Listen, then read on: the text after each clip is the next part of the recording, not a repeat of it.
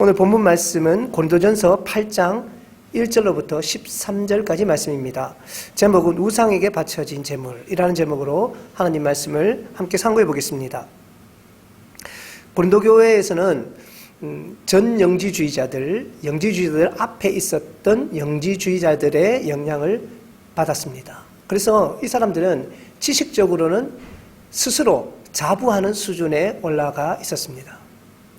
또 한편으로 고린도 교회를 이루는 또 다른 부류는 유대인들을 중심으로 한 사람들이었습니다. 유대교에서 개종한 그리스도인들. 그러다 보니까 이분들은 이 율법에 대해서 굉장히 자유롭지 못하고 율법에 얽매이는 경향이 있었습니다. 한편으로 또 영지주의의 영향을 받았던 이방인에서 개종한 사람들, 그리스 사람들은 이 율법을 무시하고 율법을 폐기하는 일종의 온전한 자유를 주장하는 사람들이 또한 존재했습니다. 그러다 보니까 이 고린도 교회는 이 둘 사이에 문제가 생기고 삐그덕거리기 시작했습니다. 누가 옳으냐? 거기에 대해서 스스로들은 이 결론을 내릴 수가 없었습니다. 그래서 오늘 본문이 나오게 된 겁니다. 바울에게 편지를 씁니다. 이런 말이 있고 저런 말이 있고 우상의 음식을 먹는 데 대해서 찬성하는 사람이 있고 반대하는 사람이 있습니다. 사도이신 바울 선생님의 의견은 어떠하십니까? 라고 편지를 쓰게 됩니다. 거기에 대한 답장이 오늘 8장이 되겠습니다. 먼저 1절 말씀을 제가 읽어보겠습니다. 우상의 재물에 대하여는 우리가 다 지식이 있는 줄을 아나 지식은 교만하게 하며 사랑은 덕을 세우나니. 1절 전반부를 한번 보십시오. 이렇게 되어 있죠. 우상의 재물에 대하여는 우리가 다 지식이 있는 줄을 아나. 우상의 재물에 대해서 미리 편지를 써서 상담을 요청하였습니다. 그래서 지금 이 8장은 그 상담에 대한 답변이 8장, 9장, 10장이 되겠습니다. 우상의 재물에 대해서 8장, 9장, 10장에 대해서 이렇게 길게 3장에 걸쳐서 설명을 하고 있는 것입니다. 결론적으로는 8장이 중심이 되고 9장은 바울 자신의 예를 들고 있습니다. 그 다음에 10장은 이 그리스도인의 자유를 남용하게 되면 어떤 부작용이 생기는가에 대한 경계 또는 권면이 나타나고 있습니다. 그래서 이 8장이 더 중요하다고 생각이 듭니다. 계속해서요. 우리가 다 지식이 있는 줄을 아나 지식은 교만하게 하며 사랑은 덕을 세우나니. 이렇게 되어 있습니다. 자, 여기서요. 우리가 다 지식이 있는 줄을 아나 라는 말은요. 이게 칭찬이 아니에요. 칭찬이 아닙니다. 우상에게 바쳐진 음식을 먹어도 되느냐 마느냐에 대해서는 이미 그리스도인들 사이에 나름대로의 각자의 지식이 다 있었습니다. 문제는 이 지식을 가진 사람들이 자기 것이 맞다라고 주장하는 데서 비롯이 되게 됩니다. 이 말이 칭찬이기도 이렇게 보일 수 있지만 사실은 그런 뉘앙스가 전혀 아닙니다.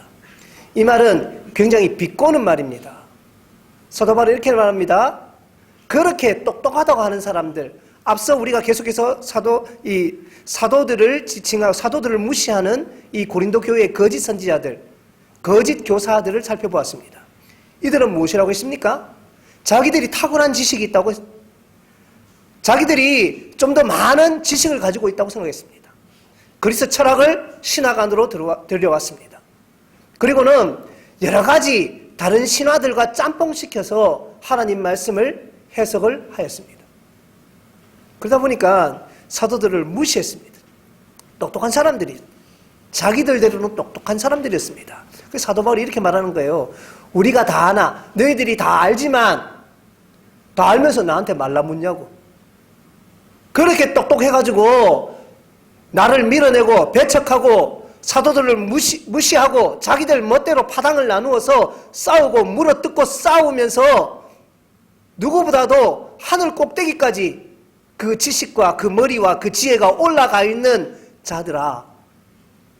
그런데 이것도 해결 못해서 나한테 묻느냐.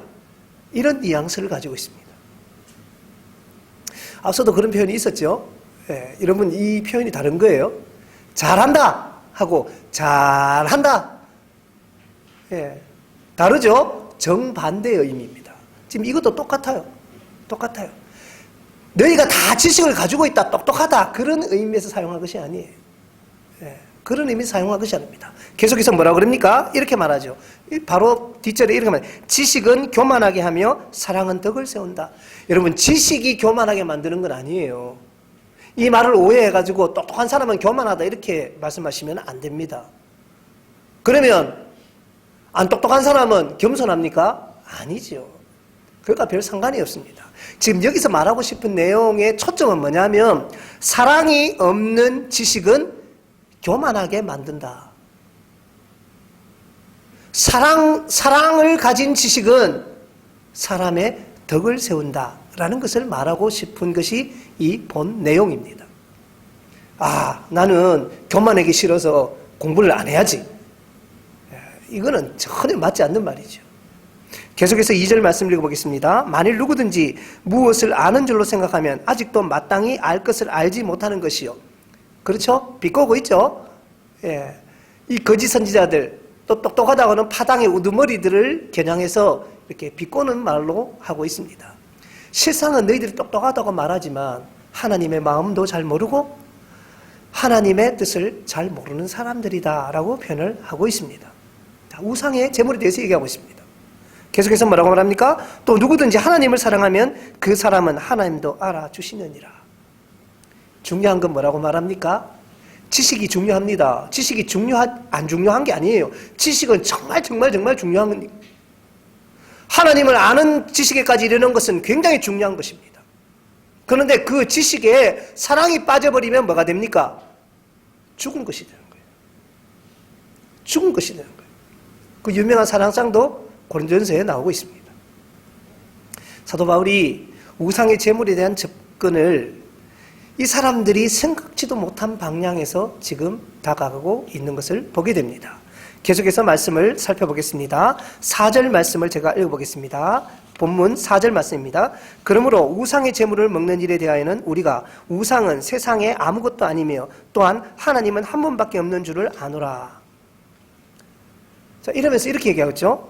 5절요. 비록 하늘에나 땅에나 신이라 불리는 자가 있어 많은 신과 많은 주가 있으나 그러나 우리에게는 한 하나님 곧 아버지가 계시니 만물이 그에게서 났다 라고 말하고 있습니다. 세상의 신은 한 분밖에 없습니다. 하나님밖에 없죠. 다른 것들은 다 뭡니까? 하나님께서 지으신 피조물에 불과한 것들입니다. 자, 4절, 5절, 6절의 내용의 핵심이 뭡니까? 너희들이 우상의 제물이라고 표현하는데 실상은 우상에게 바쳐진 제물은 없다라고 말하는 거예요. 없다. 왜? 그리스 사람들이 섬기던 제우스, 포세이돈, 아테나, 아폴론, 여러분 실존하는 겁니까? 안 하는 겁니까? 없는 거예요. 없는 거예요. 만들어낸 거예요. 사람들이 신화로 만들어진 것들이에요. 허구입니다. 그런데 그것들에게 바쳐진 그 제물들은 그 아폴론 신전에 바쳐진다고 아폴론 신이 와서 그것을 먹습니까? 받습니까? 아테나 신전에 아테나가 와서 먹습니까? 제우스가 먹습니까? 천만의 말이죠. 신들이 없는데 어떻게 먹습니까? 없는데 어떻게 먹습니까? 그 사람들은 우상에게 바친다고 제물을 바쳤지만 실상은 우상들이 그것을 먹었습니까? 안 먹었습니까? 안 먹는단 말이에요. 우리 명절만 되면 많은 사람들이 고민을 합니다. 제사 음식을 어떻게 해야 됩니까, 목사님? 제사 음식을 먹어도 됩니까? 안 됩니까? 마치 시험하는 듯한 질문을 합니다. 여러분 뭐라고 대답하십니까? 먹어도 됩니까? 안 됩니까? 오늘 본문을 보면요. 원론적으로는 먹어도 됩니까? 안 됩니까? 먹어도 되죠. 왜요? 조상 귀신이 안 오거든요. 조상 귀신이 안 오거든요. 우리는 하나님 말씀을 믿습니다. 사람은 죽으면 어떻게 됩니까? 이성을 떠돌아다니는 영혼이 돼서 떠돌아다닙니까? 성경에? 없습니다. 그런 귀신 없습니다. 성경에는요. 사람은 죽으면 천국과 지옥 둘밖에 없습니다. 우리가 웨스트민스터 신앙교리를 통해서 고백을 하지 않습니까? 사람은 죽으면 하나님께로 가거나 아니면 하나님과 멀리 떨어져 있거나 2개밖에 없습니다. 착각하죠. 조상에게 바치면 조상이 도와준다고 거기 기도도 하고 엎드려 절도 합니다. 실상은 있습니까? 없습니까? 없잖아요. 귀신이 와서 음식을 먹지 않잖아요. 그러면 그 바쳐진 그 음식은 오늘 본문과 똑같죠? 그 음식은 우상이 먹은 음식입니까? 아닙니까? 아니잖아요. 그것은 그냥 음식이에요. 그것은 그냥 음식일 뿐입니다. 아무것도 아니에요. 아무것도. 너무 쉬운 결론입니까? 오늘 성경은 말합니다. 세상의 참신은 하나님 한 분이시다. 다른 것들은 신이라고 표현할 수가 없다라고 말을 합니다. 그런데 왜 먹는 것에 그렇게 얽매여가지고 왜 그러느냐고. 근데 이게 결론이고 끝이면 사도 바울의 대답도 별다른 건 없습니다. 별다른 거 없습니다. 요 말은 원론적인 설명입니다. 먹어도 된다. 그것은 원론이에요. 원론이에요. 왜냐하면 그 음식은 우상에게 바쳐진 음식이 실상은 아니기 때문에. 우상에게 바쳤지만 우상에게 바쳐진 음식이 아니란 말이에요. 원칙은 그겁니다. 그런데 바울은 이 원칙에서 머물러 있지 않습니다. 바울은 거기에 한 발짝 더 나아갑니다. 이 정도 지식은 우리가 다 가질 수 있습니다. 어렵지 않잖아요. 다 가질 수가 있는 거예요. 이 정도 지식은. 그런데 이 정도 지식만 가지고 있으면 오늘 1절에 뭐라고 했습니까? 사람이 교만하게 될 수가 있습니다.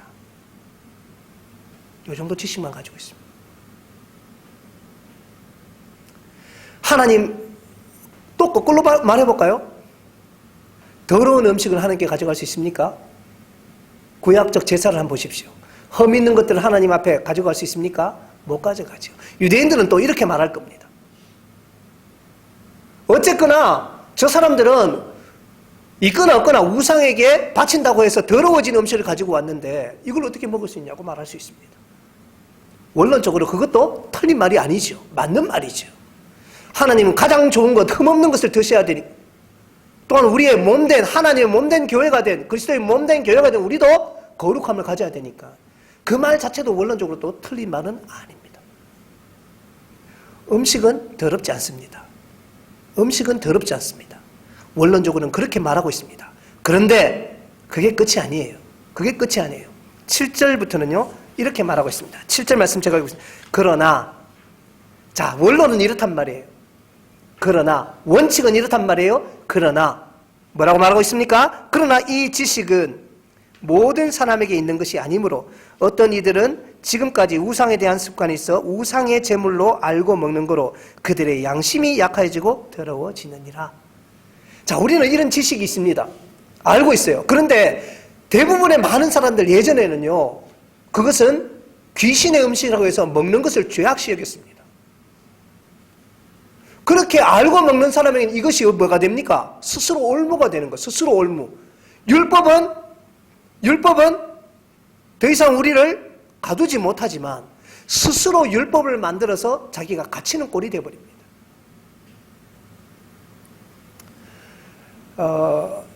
이런 예를 들 수가 있겠죠. 어떤 자매가 대학을 졸업해서 취업을 하게 되었습니다. 취업을 하게 돼서 월급을 받았는데 이 월급이 좋은 데 취업을 해서 뭐 연봉이 많으면 좋겠는데 초봉이 한 200만 원밖에 안 됐어요. 예. 밖에 하라고 말하면 안 되나요? 예, 뭐 그 정도 되었습니다. 200만 원이 되었어요. 그리고 이제 직장을 다니면서 하다 보니까 이 대학교 다니면서 학자금 융자도 하지요. 집안 사정도 먹지 않지요. 키워주신 부모님 또 집안 사정이 좋지 않습니다. 그래서 월급이 자기 통장으로 안 가고 어머니, 모친 통장으로 월급이 다 나갑니다. 옛날에는 다 그랬어요. 옛날에는. 요즘에야 그게 아니죠. 자기 통장 만들어서 가지만. 그래도 또 부모님이 관리하는 경우가 많죠. 그 이 자매는 부모님한테 용돈을 한 달에 30만 원 받았습니다. 그 부모님은 교회를 다니지 않습니다. 이 자매는 얼마를 11조를 해야 됩니까? 원칙을 우리가 다 알고 있습니다. 원칙은 다 알고 있지 않습니까? 제일 좋은 대안을 우리는 알고 있습니다. 이렇게 말할 수 있지요. 멋진 말을 할 수 있죠. 네가 믿음으로 30만 원 했지만 믿음으로 20만 원 11조 해라. 그리고 걸어 다녀라. 그러면 부모님의 마음을 바꾸고 부모님도 교회에 나오고 되고 하나님께서 네 재정의 문을 열어주신다. 이러면 쉽잖아요. 제일 쉬운 말 아니에요? 그리고 제일 많이 흔히 쓰는 말들 아니에요? 근데 그렇게 됩니까?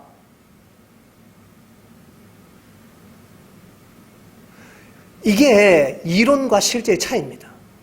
이론과 실제의 차이입니다. 이런 이론과 실제의 차이는 우리의 삶을 통해서 무수히 우리가 경험을 하게 됩니다. 이렇게 말하지 않습니까?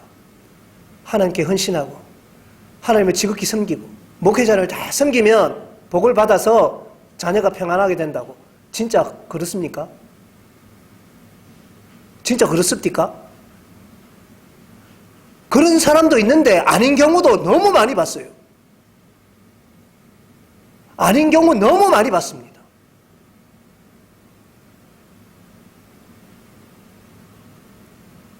하나님께 헌신하고 교회에 충성하면 나머지는 하나님이 알아서 해주신다. 믿음으로 가라고. 근데 안 되는 경우 너무 많이 봤어요.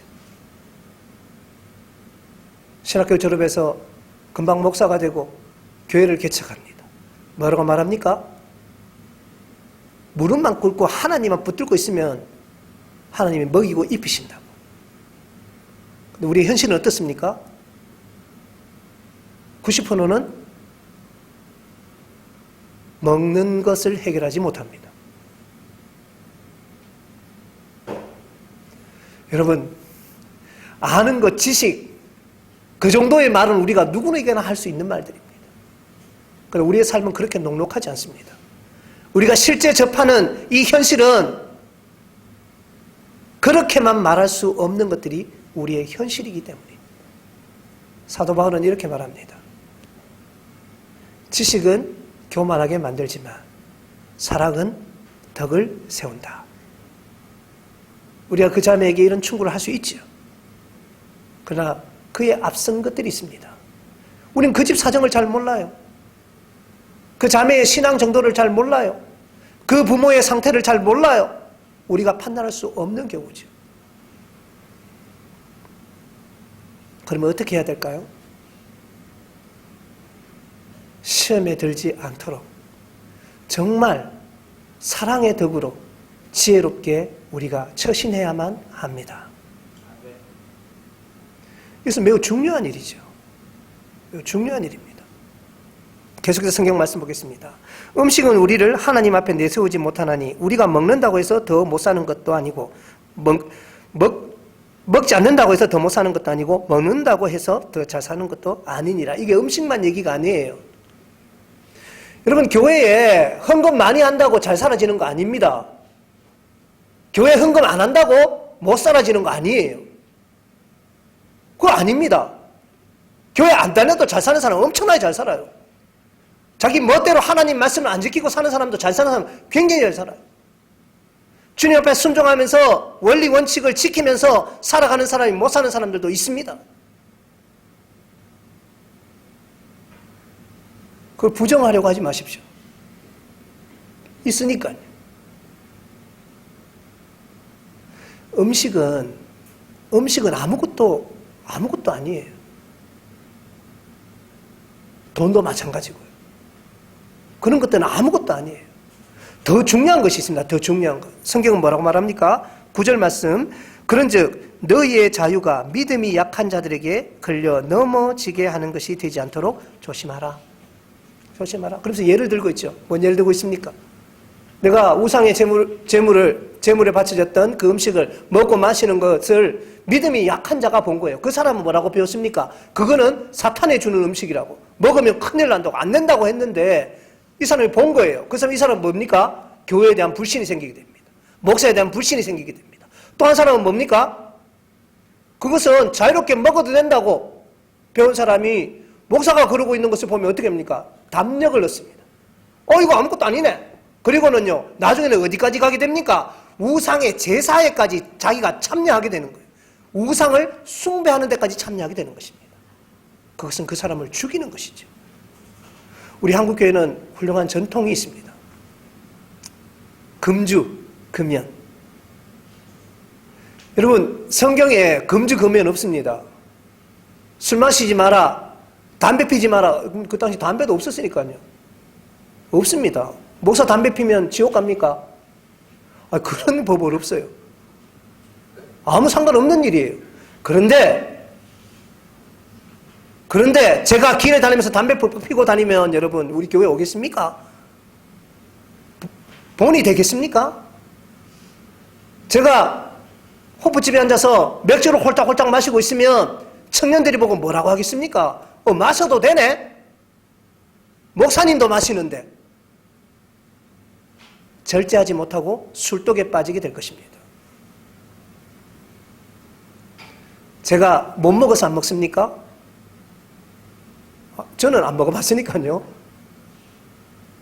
담배를 못 피우기 때문에 안 피웁니까? 여러분 아니지 않습니까? 여러분들도 삶에서 지키는 것들 있지 않습니까? 왜 지킵니까? 내가 못해서가 아니잖아요. 여기 뭡니까? 사랑의 절제입니다. 나만을 위하는 것이 아니라 교회 공동체를 위해서, 다른 약한 자들을 위해서 나 스스로 그것을 절제할 수 있을 때에 교회는 비로소 하나님의 교회가 되는 것입니다. 사도 바울이 말하고 싶었던 게 바로 이 점이었습니다. 저희 할머니가 오랫동안 이 불교의 몸을 담으셨어요. 예전 분들 다 그렇지 않습니까? 근데 별나게 좀, 제가 중학교 때부터 교회를 다니기 시작했습니다. 그러니까 들으신 거 있잖아요. 제사 안 하고 제사 음식 안 먹는다는 거 이게 다 듣잖아요. 그래서 할머니는요, 제사를 지내고 나면 우리 집이 다 안 믿는 집이니까 저 혼자 교회를 다녔으니까 저한테 항상 이런 말을 해주셨어요. 야야, 이거는 상에 안 올린 거다. 저는 알아요. 다 올렸는 거 다 알아요. 섞여 있는 거 다 압니다. 그런데 여러분, 그 말이 제 양심에 얼마나 큰 자유를 줬는지 몰라요. 할머니는 저한테 그렇게 말씀하셨어요. 야야, 이거는 제사상에 올린 게 아니다. 따로 빼놨다. 참 지혜로우셨던 것 같아요. 저는 그 당시 개념이 없어서 막 먹었을 때거든요. 맛있게 먹어요. 맛있게 먹었습니다. 왜? 그런 마음으로 주시는 것. 여러분, 우리에게도 이런 사랑의 배려가 있으면 좋겠다는 생각이 듭니다. 이건 사랑이지요. 배려지요. 교회는 이 사랑과 배려가 없으면 그리스도의 몸이 전혀 될 수가 없습니다. 명절을 지나며 또한 우리의 삶에 있어서 실제 삶과 신앙의 충돌이 생기게 될 것입니다. 그리고 그 충돌을 여러분은 많이 경험했을 것입니다. 그 충돌을 해결하는 것은 어떤 단호한 어떤 것들, 내가 가지고 지금까지 배웠던 어떤 지식들이 아닙니다. 그 지식의 한 발 나아가 사랑이 담겨져 있을 때에야 그것은 비로소 하나님의 능력이 되며 우리의 결단이 될 수가 있다는 사실입니다. 서로를 용납할 수 있는 교회 되기를 기도합니다. 서로 사랑하고 배려할 수 있는 우리의 신앙이 또한 하나님의 그 배려 안에서 지켜지는 아름다운 모습으로 나아가기를 예수님 이름으로 기도합니다. 함께 기도하겠습니다.